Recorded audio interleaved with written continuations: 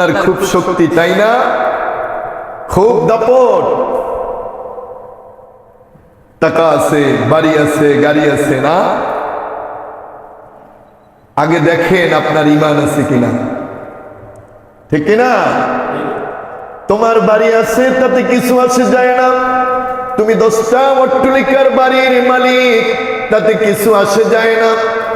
তোমার ছেলে প্যারিসে আছে, ইউরোপে আছে, যেখানেই থাকুক না কেন তাতে কিছু আসে যায় না।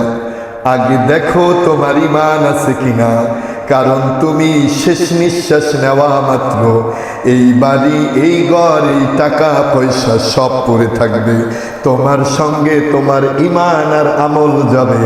বান্দা বাড়ি গাড়ি দেখার আগে তুমি দেখো আগে তোমার ঈমান আছে কিনা, ঠিক কিনা?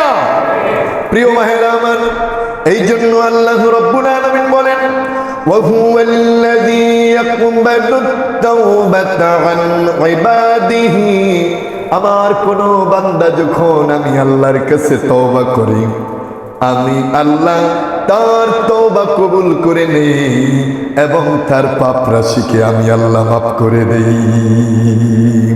শুধু আমি মাফ করে দেই না, আমার ওই বান্দার প্রতি আমি সুদৃষ্টি রাখি।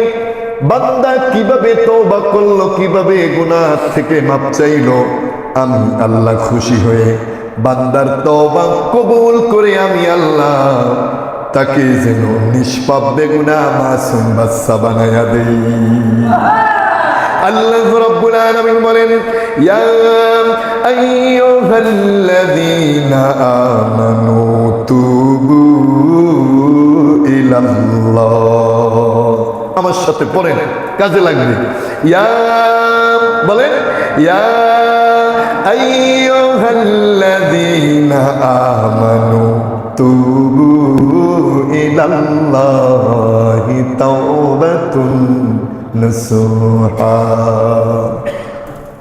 আল্লাহ বলেন, বান্দা তুমি তো অপরাধ করেছো, তোমার অপরাধের পিছনে আমি তোমার নফসানিয়াত দিয়েছি,